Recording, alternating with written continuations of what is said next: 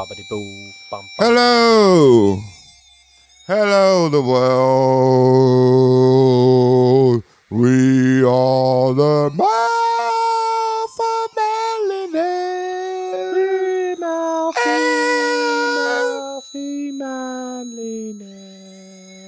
Hello, and welcome to 1 hour of the mouth of motherfucking manliness. Mouth of manliness. Man and the manliness. With me, Nicholas Norris. And me, Brad Action Brad Pants. Action. So so if you're listening, me and Brad haven't really seen each other for the best part of a month. Ages. It's far too long. Yeah, I've been on holiday.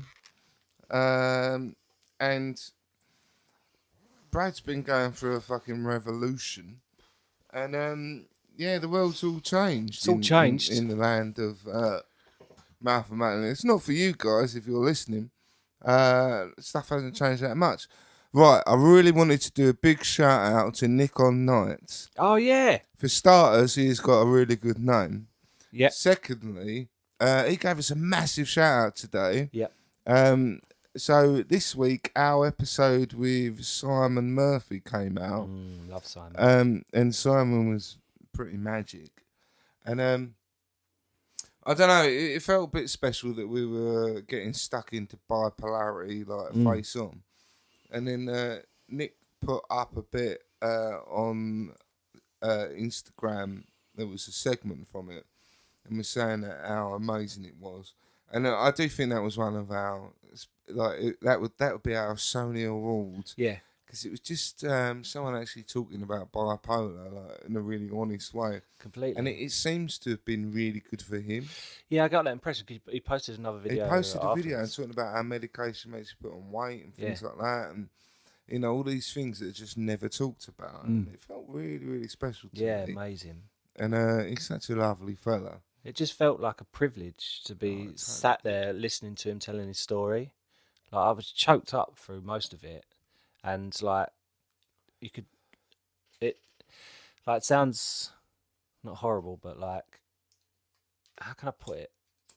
It kind of like put so much stuff in perspective for me, and like, there's no other way of saying it. Like, that's a real extreme that he's kind of been through, kind of thing. Yeah. And you kind of like, not to belittle what anyone's kind of going through, but you kind of think, like, this is happening to me, that's happening to me. And then when you hear something that's someone else that's going through something like that, and then you're like, fucking hell, like that's next level, you know? And for him to like have come through the other side of it and just be as lovely he is and everything else. That was so he put a video on YouTube recently. So look him up, Simon Murphy. And if you haven't listened to the episode with Simon Murphy, then do. Hello, Boston, by the way. Oh, big up, Boston. It's been a little while, Boston. We haven't spoken to you for a bit. But Simon, like, talking so openly about it, it did exactly that for me. Yeah. It made me think, like, oh, fuck, I feel like I've got mental health problems. And you hear about that. And you say, so the video he put up on YouTube later on, like after I'd said to him, like, it's really, really powerful just going, it's not my fault. And just being really honest with the world and just going, it's not my fault. And then he put that video up and I was like, fucking more power to you, mate. Like, fucking respect. And, but then what he was saying in that video was really powerful because he was saying basically that he deals with this every minute of his life. Yeah. And I always think I fucking deal with this all the time, but not to that extent. No. Like, you know, as much as it's kind of horrible as a voyeur to look into other people's mental health, but to see that actually you're okay and you're probably not as bad as that. It's something quite powerful in that. You don't need to feel bad about it. No. You know, like Simon, he's managing. He's doing amazingly well. But I think quite often when you have got a mental health problem, most of the time you're managing. I'm managing most of the time. Yeah. And I notice when I'm not managing, because I'm not doing that well. I weren't managing that well on Monday last week because I was fucking in pain. And if you feel ill, then your ability to manage your mental health at the same time as to manage your fucking feeling ill and being in pain diminishes. Yeah, of course.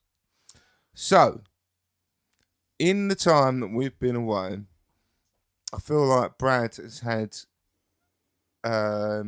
become a bit of a new man. Yeah, a lot has changed. My beard has gone. Well, it hasn't gone. No, you've got like a 3-step beard thing going on. Yeah, so it's like quite wiry. So I was like, I'm just gonna clean it up. So we're down to a 7. Is that a 7? Yeah, just there it is anyway. So you've got like, it's got a logo at the front, then it goes a bit shorter there, there's a step, and then it goes Jeremy Beadle. I suppose it does. Yeah, yeah, it does. It's kind of like it's taken back to its bare bones. It's its natural kind of state, which is. And I've got to get my hair cut. Better coverage than me. What, beard wise? Yeah. So when I was away on holiday, Forever. I do feel like I've been away fucking ever. Brad has been representing the mouth of Manliness massive. And one of the things he did was there was a they call it a stunt, but I don't like calling it a stunt. Yeah, it didn't feel right saying stunt. But tell us what it was. So we were lucky enough to go and record with a company called Manual, or Men of Manual, a few weeks back. And basically I think they're internationally like a skincare company, hair care company. They deal with like erectile dysfunction, baldness, skin stuff. I was interested in because they do, rather than just taking like the tablets I was taking, made me miserable. They do them. I don't necessarily recommend them, but they might work for you because they do work for a lot of people. Yeah, I think they're They do a spray as well, which I'm interested in. But like a spray on hair thing. No, it's like a spray that makes your hair thicker. It's got minoxidil, which is good for you, like makes your hair thicker, and it's got Propecia in it. That's interesting. And I'd like to know whether I could use that and it not make me suicidal. Well, they're going to be sending us some freebies soon because they were talking really? about they're doing these. I did want to ask actually. Yeah, they said they're gonna try us out on these jelly things, like these vitamin jelly things, which is something to do with something or other. They do all sorts of stuff. So this is our friends at Manual, Jenna, Georgia, and No. Yeah, and cool, Daniel. Daniel. And so basically, we recorded that, and that's going to come out soon. So we'll share the shit out of that when it when it arises. It's just us. Really fun. I felt like we were rock stars. Yeah, it did feel like they sat us on a settee and just interviewed us. Yeah, they interviewed us for about an hour. And the photo shoot was good because we were just jumping about like a couple of bellends and getting photos taken of us and stuff like that. So we'll hit it off, and like we really like their message. They like our message, kind of thing. And then they dropped us an email and said, would you be interested with doing this thing to raise awareness of mental health in general, mostly for Movember? Yep. And we were like, oh, yeah. But then you were like, oh, no, I'm on holiday. And you were like, Brad, go and do it anyway. And I was like, oh, I'll go and do it anyway. I didn't say it like that. I said, if you can, it would be great. Yeah, no, you did say that. And I was like, do you know what? I'm going to go and do that. So I went down, and basically the premise is we went down to London Bridge, and it's a known bridge for people to jump off of. So there's like all along the bridge there's like Samaritan's number and stuff like that. I don't know exactly why that particular bridge, but it's very easy to jump off because I had to stand on the edge of it on a cold Monday morning, and it's scary as hell and cold. But in my mind, I wasn't as cold as I would have been as someone who had jumped in. And so we all had T-shirts on. There's about 15 of us, I think, 20 of us. And there was, like, I had anxiety written on mine. There was grief, imposter syndrome, depression was there, stress. And basically these guys are heroes from all different walks of life. Some of them really are men who have just stood up and said, I've got this thing, I'm going to talk about it, and that's it. Other others were like patrons of charities. I was talking to a guy from the BBC there who has set up his own kind of like men's group, like men's mental health group and stuff. They have meetings So is and that the one we stuff. got invited to where you had to have a password? The password? Yeah, they sent us something. Jenna did. Oh yes, that was that. That's Yeah. exactly the one. It's quite Yes. hard to get to for us. Yeah, it's a shame. I'd really like to go, so that'd be a good one. But we've also been invited to two guys. They run the grief. One. Right, yeah. One guy's like a barber, I think. Yep, that's it. Covered in tattoos. Yeah, and Jake, the other guy, who I was speaking to quite a lot, and they run that together, and they've asked us to go down to that as well, which is pretty cool. We should go. And potentially there's like another 15 guests we could have on, because each of them had just the most amazing story to tell. We could always whiz down there on my scooter. Yeah, I'm up for that. That'd be easier, wouldn't it? I've got a spare helmet. So yeah, basically we all stood on the edge of the bridge, held hands, and had photos and like video taken, stuff like that. The video they've just done and sent us over today, so I'm going to post that tomorrow morning. You've shared it and everything as well, and the photos are kind of up and about as well, and it got a bit of press attention. We've been in a couple of magazines. It's pretty special. Yeah, feel really privileged to have been a part of it. It's really cool. What I really like, so if you don't mind me talking about it a little bit, about you. So this has all come at a transitional time for you. Yeah, so that was on the Monday, and on the Thursday before, there was an incident. Yeah, and you talked about that quite openly, like in association with this thing. It felt like the right thing to do. Yeah, and I just thought, you know what, it really kind of impressed me, and I thought it's really nice that something's bad's happened to you, and then you've gone and done these amazing things off the back of it, and other good things have happened as a result. Yeah, definitely. It's just like, it's really nice.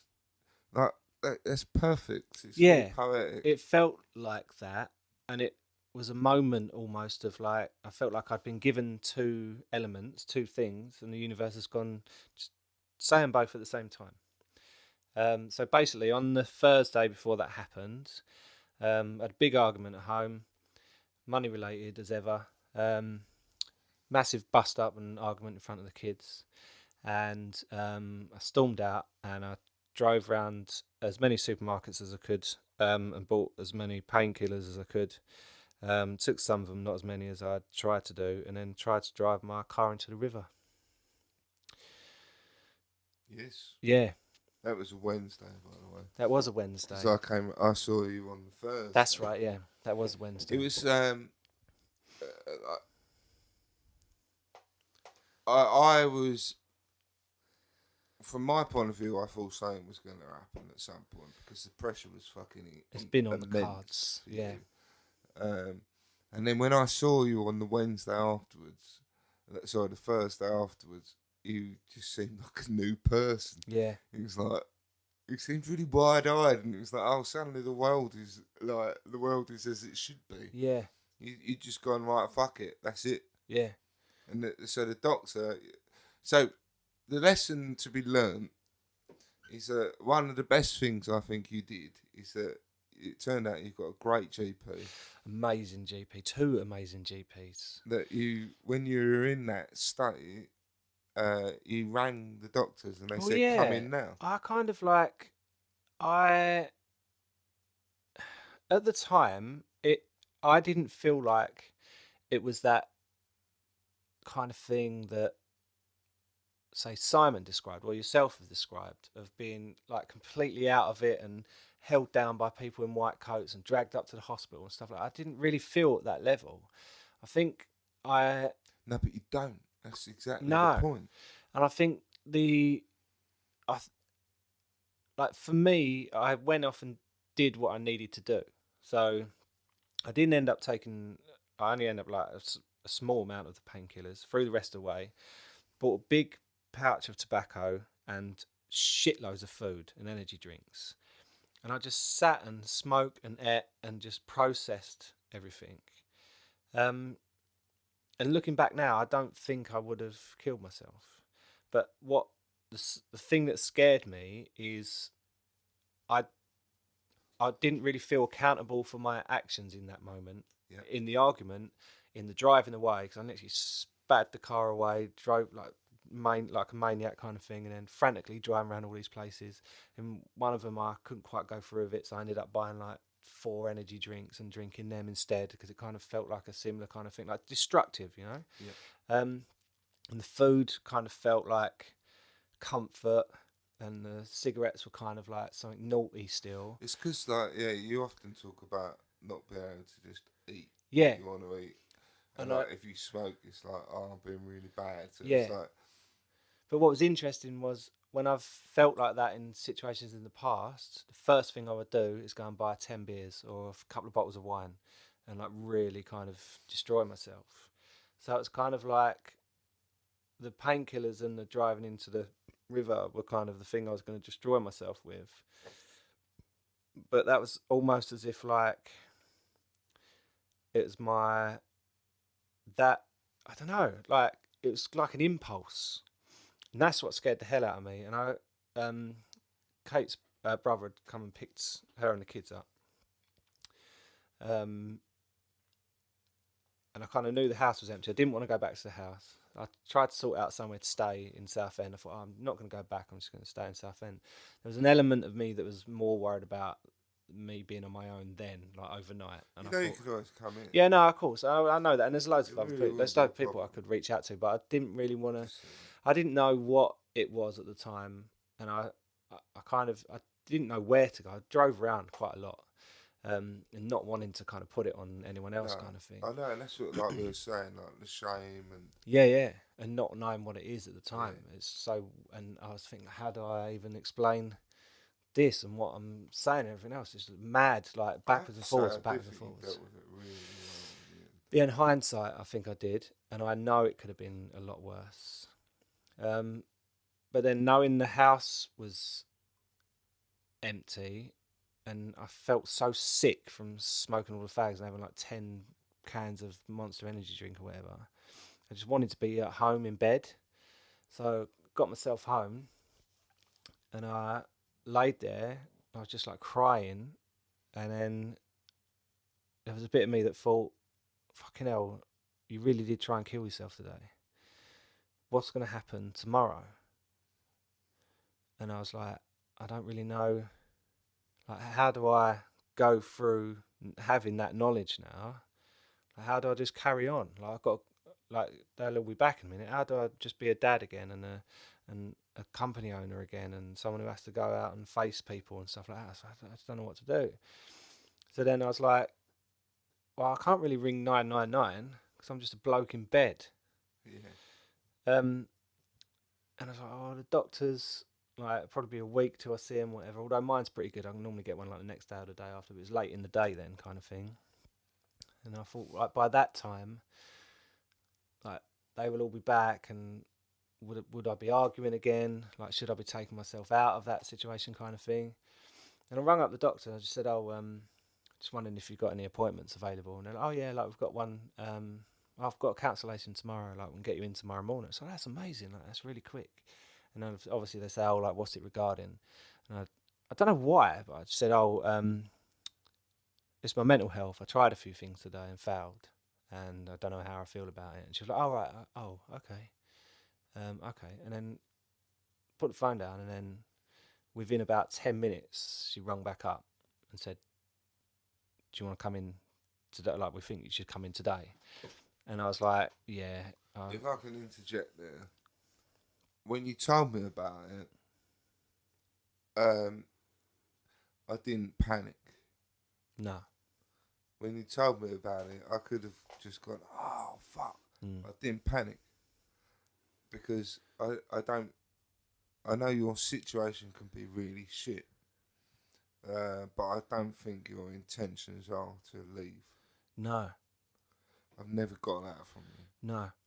And so the fact that you rang the doctor showed that you care enough. Yeah. That you don't want to leave. And we know now it's circumstantial. Yeah. And it can be changed. But Yeah. at that time, I couldn't see any way of changing it. I'm in a lot of debt. My company's reliant on me actually being at work and going to work. Um, I'd run out of answers. I'd run out of options, run out of everything. And at the time, like I say, the kids were there. Even Buddy like kind of started hitting me, kind of protecting Kate. And at that moment, I thought, fucking hell, I've lost my kids now as well. Like, what have I got left? Fuck all. Yeah.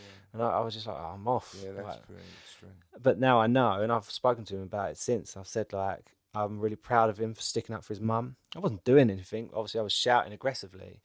And he was just sticking up for his mum, and I'm proud of him for that. But there was and I know it's not the case. He's only 5, but like there was a moment where I thought, "Fucking hell, I've lost my little boy now as well," and that I just thought I'd lost it all, and that was it. Shit. But knowing the reason why we're in that situation, arguing, essentially is because of the situation we're in, because of the money and the company stuff and everything else. And I just didn't have any kind of answer to it. So on that day, the doctor was amazing. Like, literally, like, full attention, no time limit or whatever, just talking it over. His main concern, they were talking about changing my medication over because I'm on fluoxetine at the moment. At the time, I was only on 20 milligrams. He said, like, if you want to, step it up to 40, like, just take 2. He said, there is another drug I can prescribe you, but I'm kind of worried that you're just going to neck them all because of the things you said about the painkillers. It'd be irresponsible for me to give them to you today. I said, I completely appreciate that. I said, to be fair, I'm really happy with how the fluoxetine makes me feel. I'm a little bit scared of doubling up on it because I feel like it's been kind of sat all right, but then obviously it isn't because what has happened kind of thing. I'm kind of quite scared about being addicted to them. Which is silly, really. So it was me up and like fucking double up. Yeah, and then, like, so. So you didn't double up? No, not even then. You did. No, so basically we went out and had a lovely steak. That's it. Yeah, we did. Yeah, you come over and you took me out for dinner, which is such a nice thing because it was like, at the time, I kind of felt it was just me, and then you come along and it was like, I don't even remember us saying too much, but it was just nice to just be in an environment where it's just like a little level of. Yeah, a completely selfish thing though. It was really lovely to be able to kind of be there for you. Yeah, I appreciate it. It was no grief for me. No. But it was really lovely to be able to be there for you. I felt like you were just there, like straight over, like first person. Well, my mum and that come over on the day because obviously they were worried like what was going on, but like, and I hadn't seen them still. Like, you were the first person I saw after it all happened, kind of thing. Really? Yeah. And yeah, it just felt so nice knowing that you were there. It was amazing. It was lovely to come over and to be there. And like, at the time, like, I didn't really think anyone else other than you would be able to understand it all either. But you were really like, and you weren't even. I'm very fond of you, Brad. Yeah, no, I know that. Like, you weren't. There was no, like, you were just understanding and like just saying the right things. And at times you didn't even say anything. Yeah, it's quite nice. But yeah, so like, I then. So hold on. So the doctor, I think this is a very important point. Yeah. Is that the doctor said, you're not going to work. Yeah, so on that initial day, there was no talk of that. He was more concerned about kind of keeping me alive. I thought he said that. No, so the next day, I then went back. Oh, okay. And I just said, like, I don't really know what to do. I said, I'm coming to you in a bit more of a kind of stable state of mind. And he was like, well, obviously you're not fit to work. I said, like, we spoke about my work and everything else. I said, well, I don't really know what to do because, like, I run a company, and if I'm not earning money, then I'm not earning money. As simple as that. He said, well, you're in no fit state to do it. And then, like, we spoke again. Like, I feel like we was talking for hours in there. I told him everything, and the main situation is having to maintain that, like, go out, earn money, do it. It's, I'm lucky that I could do the job that I could do, but I've never really liked it. It was only because the money was so good, kind of thing.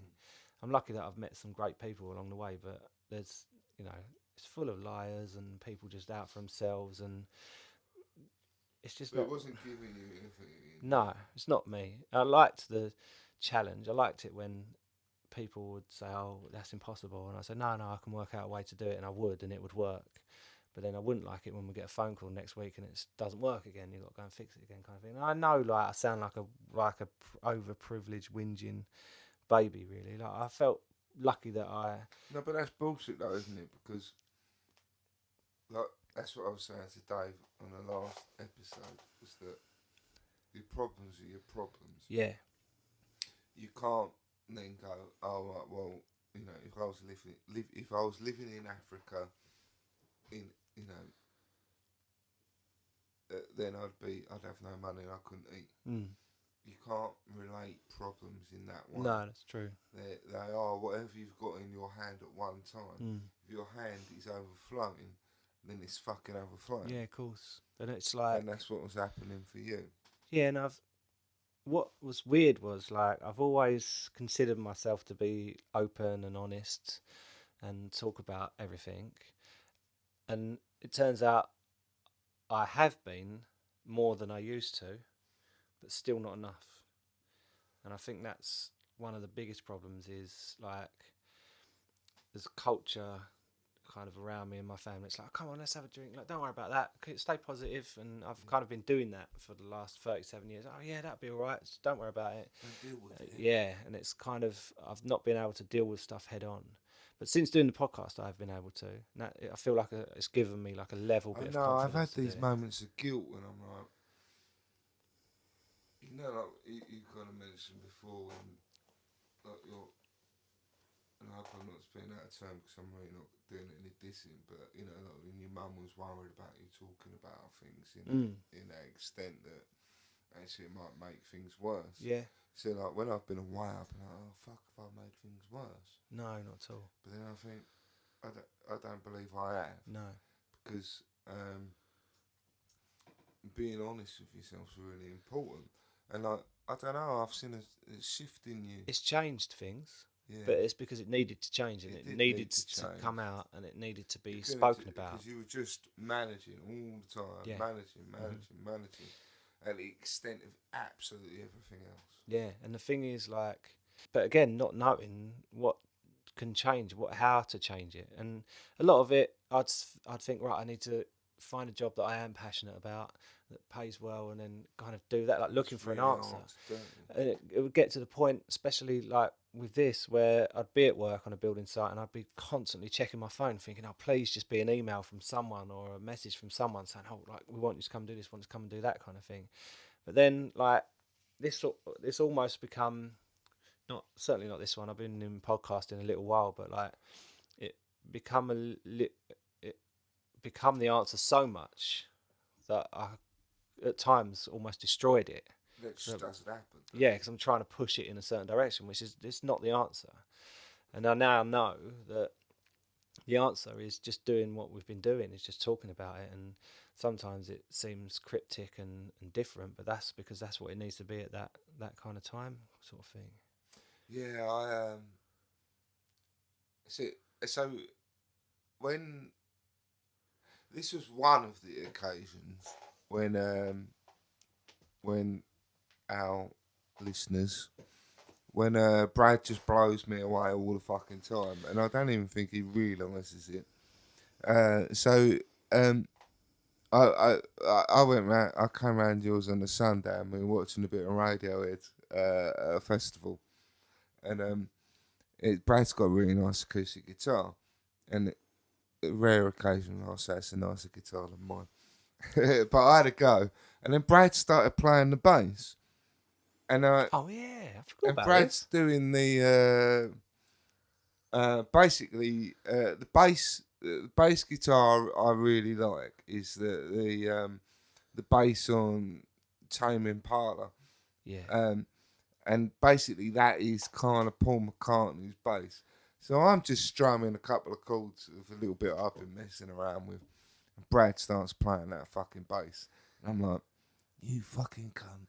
He's just started playing like exactly what I would have ever wanted You know, if I'd have recorded that tune, I would have wanted that bass on it. Amazing. And you're just picking it up, and like you ain't even got a strap, and it's like awkward, and you're just playing it, and you're playing amazingly well. You were, Oh, you were, thank you.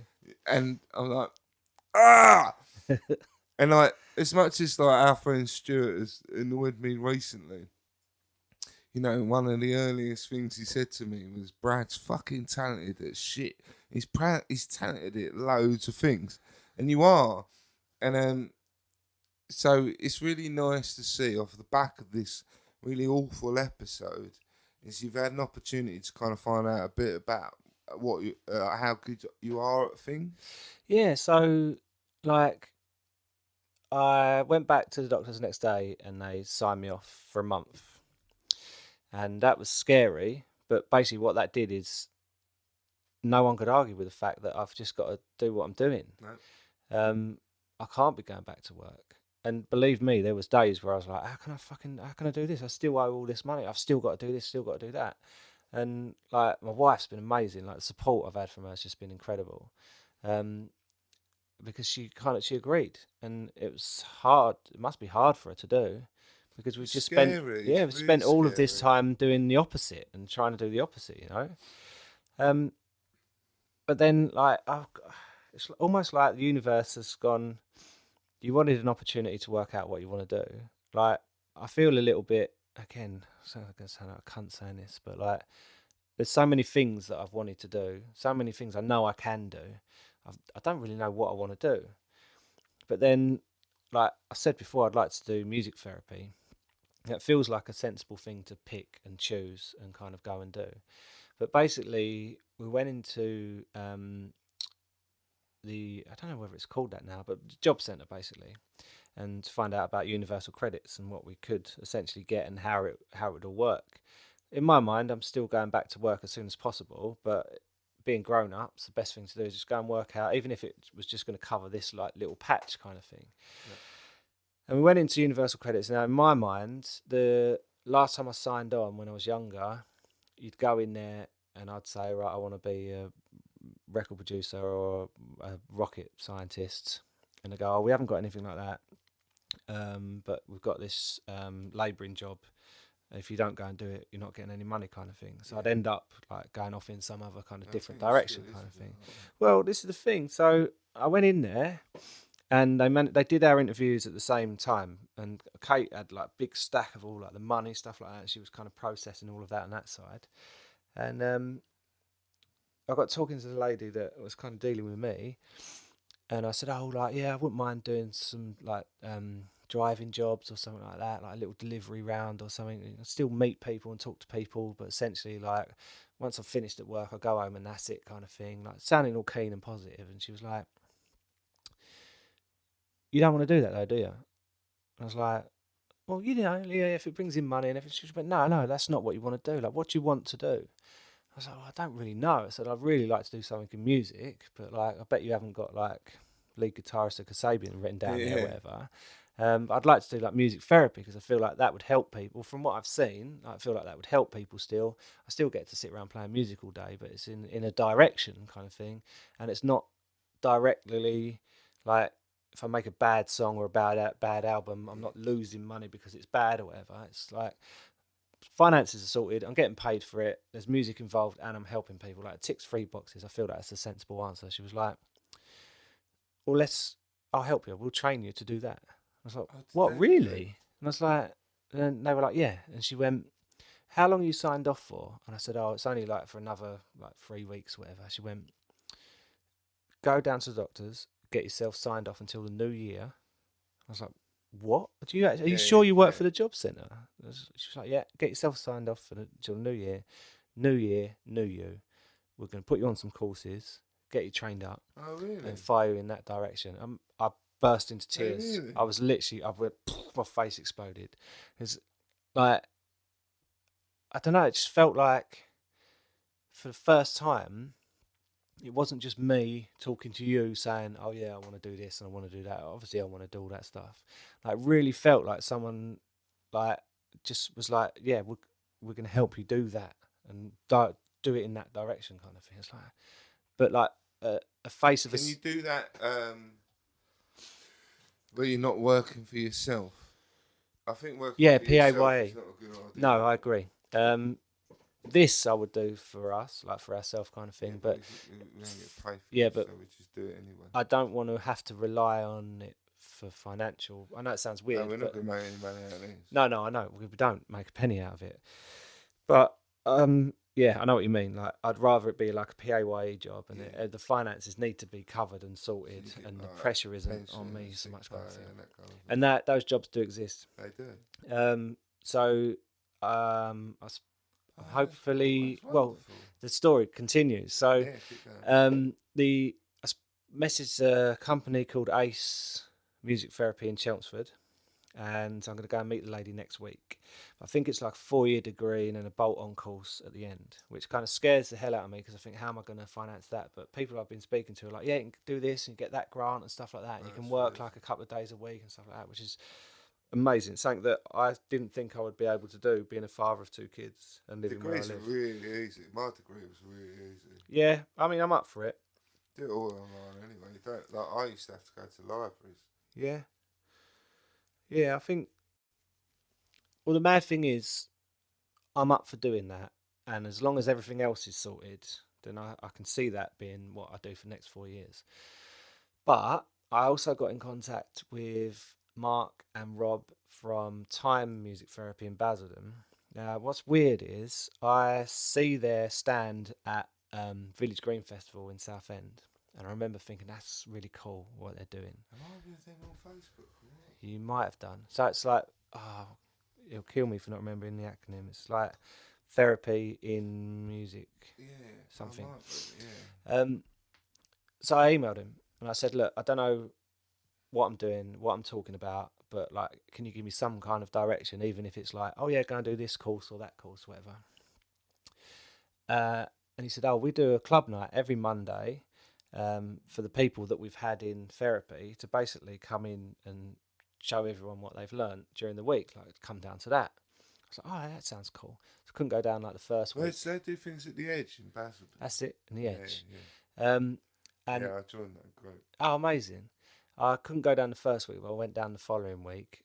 Mate, I've spent, not so much now in this last sort of 10 years, but the 20 years previous to that, trying to do as many drugs and drink as possible to make myself confident enough to go into a room and sing and dance and jump about and DJ and do whatever I was doing. There was just a room full. I think there was about 90 people there in the end. So really? Of just the happiest atmosphere I've been in such a long time.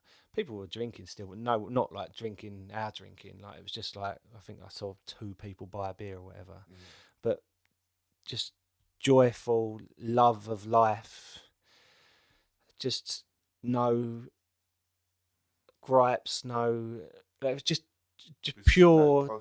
Yeah, just pure joy. So basically, people with learning disabilities of all kinds. There was people who, couldn't walk. Like a whole cross section of life. Oh, they do loads of stuff with people with learning disabilities. So basically, with music therapy, you can go in and you might want to like play an instrument, or you might want to listen to someone play an instrument. You might just want to sit there and hum or bash the shit out of a drum or whatever.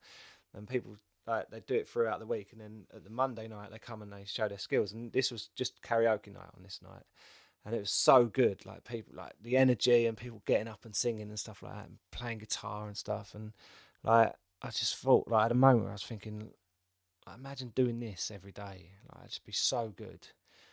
And I got talking to Mark and Rob down there, just loveliest fellas. And I'm going to go and meet them again. They've asked me to go down and meet them again.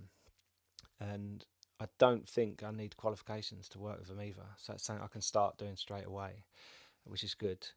And then there was this, I think it was Friday night or Saturday night. I was walking down my road and there's a house, like a flat.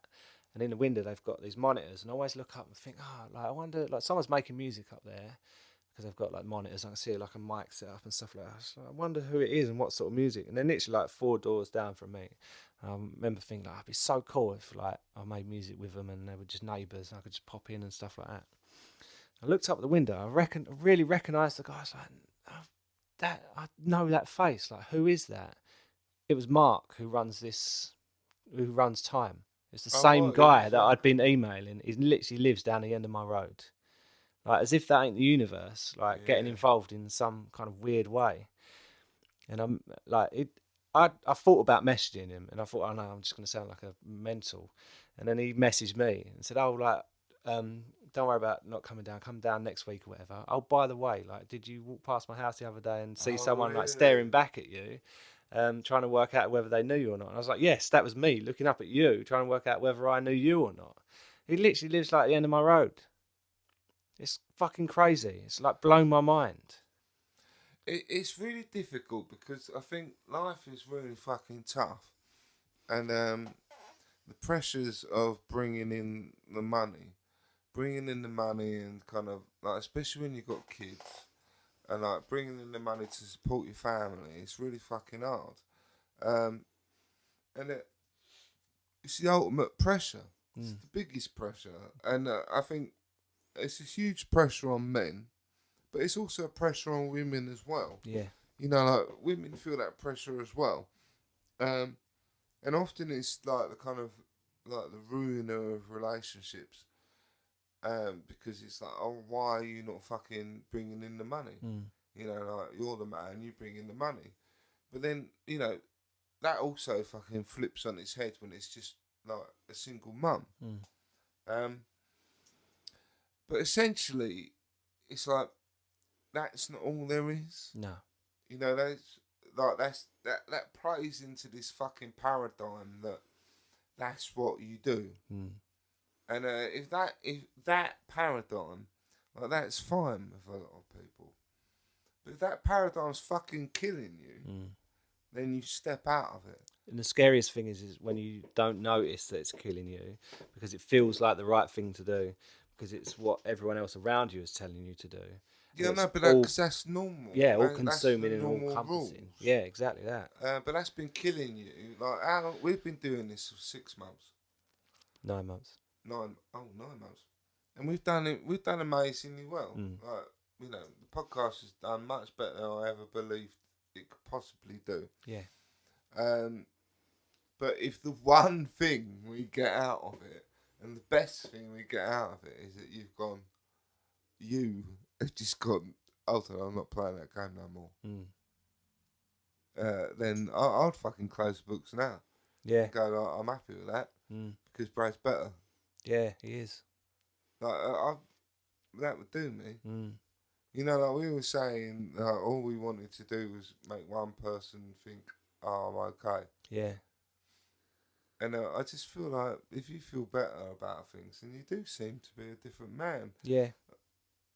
Like, you do seem to be so much stronger, and you just kind of had an opportunity to find out, oh, fuck, I'm good at that. Yeah. I'm good at that. And like, you'll message me and go, yeah, I'm really good at that. And I'm like, fucking, and I'll say to my wife, I'm like, Sarah, oh, Brad, yeah, he's really good at that. Yeah. And I'm like, fucking, it's really nice to hear you just go, yeah, I'm good at that. It's like, I kind of know you are. Yeah. I know you're really good at loads of things. It just doesn't feel... But you just haven't had the fucking space to be good at things. Yeah, it never feels right saying that you're good at stuff. And I think because I do lots of different things, I've never really known what I'm good at. And I literally, like we were saying before this, like, this is all early days still. I'm still trying to process everything. You should just do what I do. I'm just a creative. Like, since doing this podcast, I've learned a lot about myself. And I've learned that what I'm good at is just being creative. I'm fucking shit at most other things. And I shouldn't even try those other things, because in reality, I'm not all that good at them. That's the thing, is sometimes realising that you don't have to try and be good at everything, which I didn't understand. I think from me wanting to be James Bond point of view and trying to be great at everything, it'll kill you in the end. I feel like Eddie's taught me fucking loads about myself. It's like, oh yeah, you're not good at that because you're not fucking good at that. But you're really good at that. So do that more. Yeah. That is the thing, is working out what it is and then getting really good at that one thing. I still don't know what it is, but if that good thing is... No, but I tell you what you're good at is communication. You're really good at communication, and that, from my point of view, there was a point when I didn't, when I was thinking, oh shit, I need Brad to be better at communicating. I need him to be going and doing. And when you were in the fog of all the shit, I didn't feel that confident in you being the communicator. No. And then I was like, oh fuck, now I've got to be the communicator. Yeah. And actually, I'm not all that fucking good at it. You are, though. But no, it's not my main thing. I'm better at fucking. I'm a dreamer. Better at being a dreamer. That's why I'm better at drawing pictures. And then I'm like, oh fuck, I'm gonna have to be the communicator. So what's happened in the last 2 weeks, 3 weeks? I've learned that actually you're you're the communicator. You're the. If you think of us as the mouth of manliness, as being a business. Yeah. I'm the fucking dreamer. Like, I'll come up with an idea. You're much better at making it happen than I am. Wow. Yeah, I hadn't really considered that. No, you are. And that was my realisation. When I was away on a holiday and I'm fucking in pain with my face, I had this really strong realisation. It's like, I know, Brad's the fucking communicator. That's crazy. I might be the mouthy cunt in here. I might be. But that's because I'm being reactive. I'm the daydreamer artist. Yeah. But you're the doer. You're the one who makes things happen. I'm not. I don't make things happen. Well, no, you do, because you, where I would fluff and say, oh, we could do this, we could do that. You go, well, no, we'd do that. Well, yeah, exactly. So, yeah, the daydreamer goes, no, that's where we go. Yeah. But you're actually the one who makes it happen. If you think about it in terms of this podcast would not exist if it wasn't for you. You're the one who makes things happen. Yeah, it makes a lot of sense. You're the action man. I am really fucking good at it. Yeah, never really given it much thought. Well, you need to give these things more thought. Because actually, you're really, like, from your... You went and did that business thing, and I was like shitting myself at this conference that I talked us into.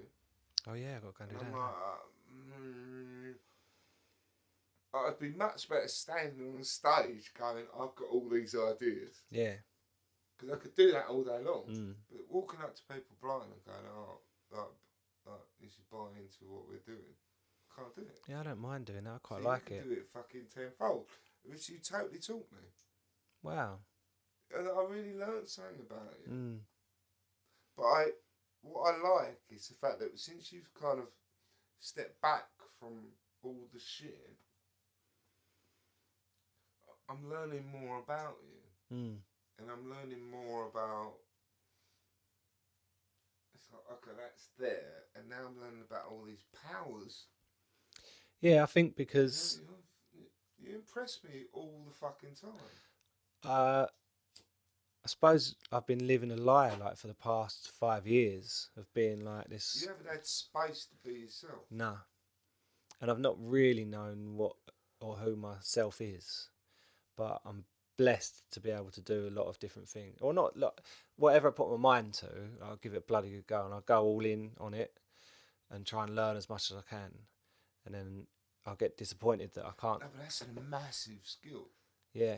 To be able to just, like, almost fly into a situation and then be able to deal with it and just be able to go, oh, yeah, I can do that. Yeah. And that's what you're really good at. Yeah. Like, you can just go, yeah, I can do that, I can do that. And, like, you are fucking really gifted. I can say all those things. And invariably, I'll be like, Brad, can you do this? No, but then things like when you thought you couldn't do them and I've showed you and you just do it straight away, like some of the like social media bits and that, like you're receptive to listening and learning. Like, don't take. I know. It's taken me a long time to get Yeah, to that. I know that I can show you something once and you'll do that thing, which is great. But that's because that's my ADHD brain goes, I need to fucking do something. Because most of the time I'm thinking Brad's doing everything. Yeah, I don't. It's not really. No, don't take this the wrong way.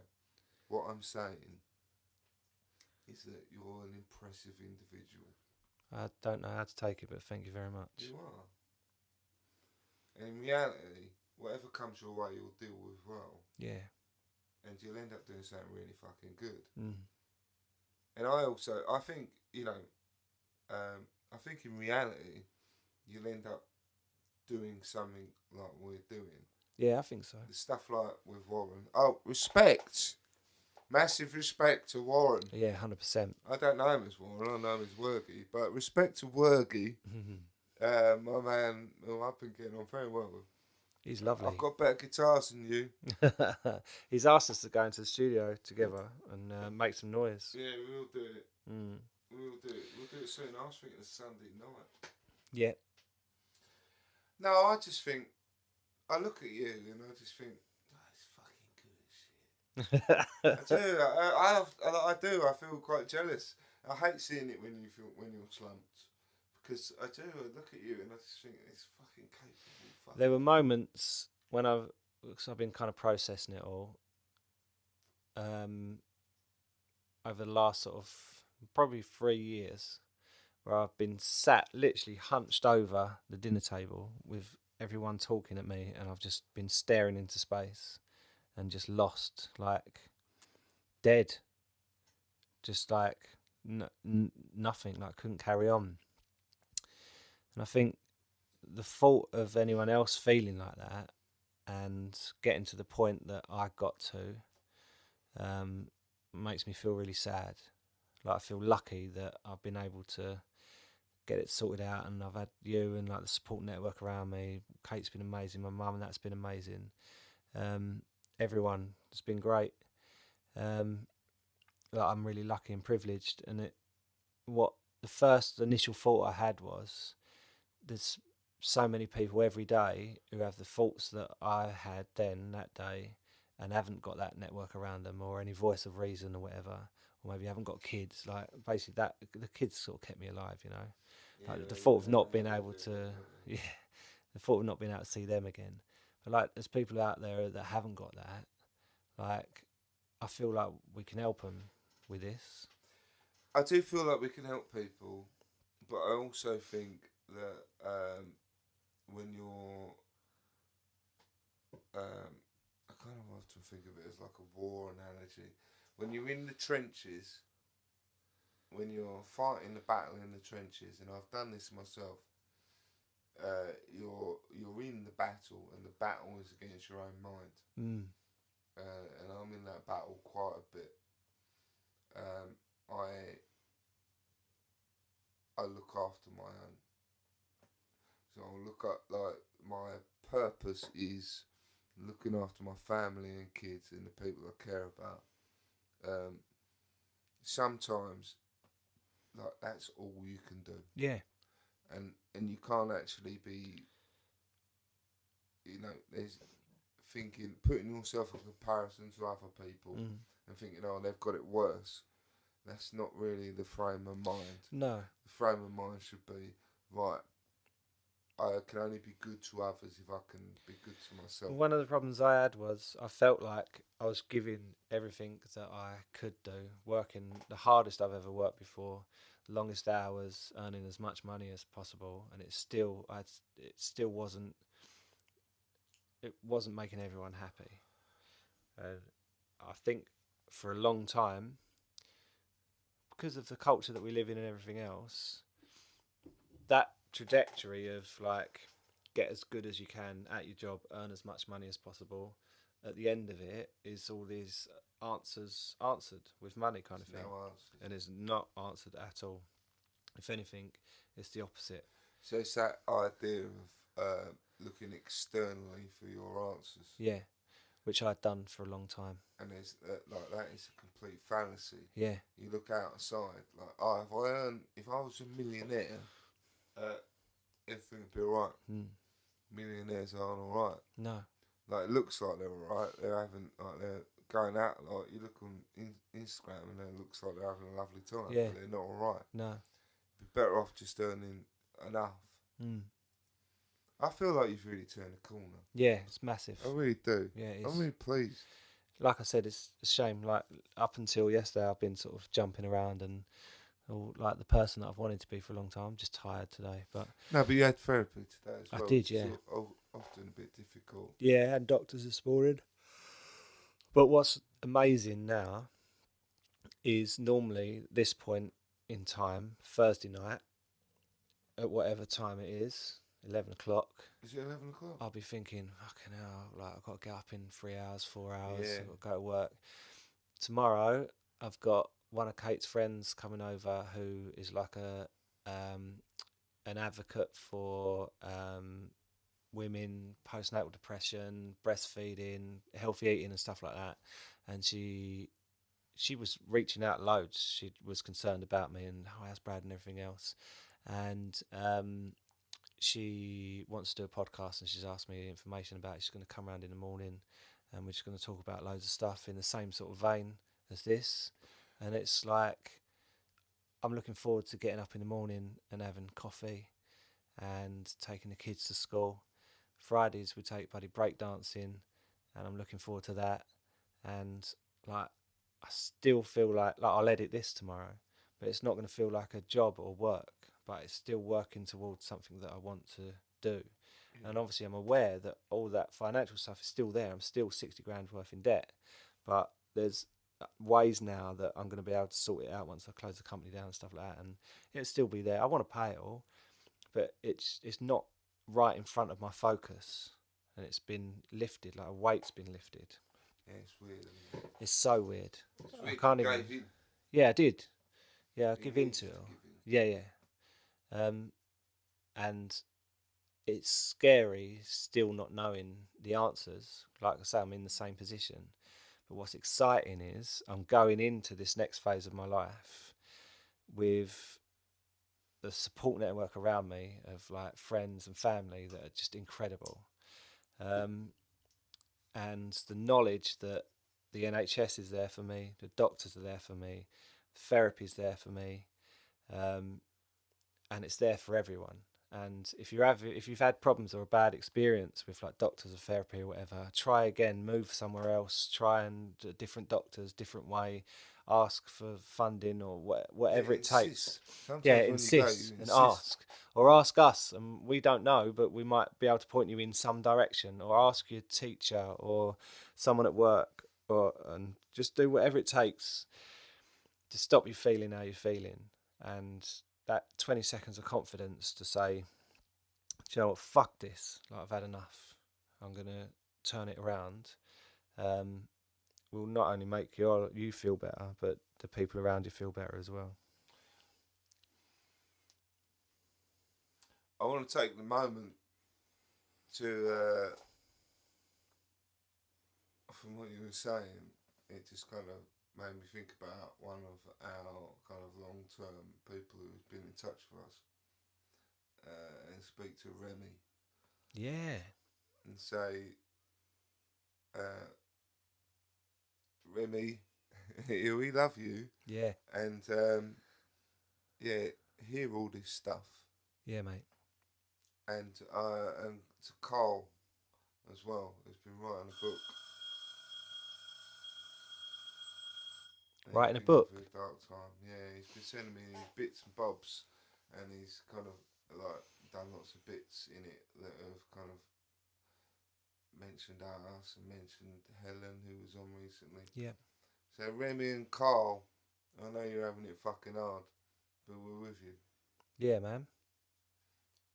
And that's it. That is it. Good night from the mouth of Manliness. Good night, and God bless. God bless. Big up your bad selves, and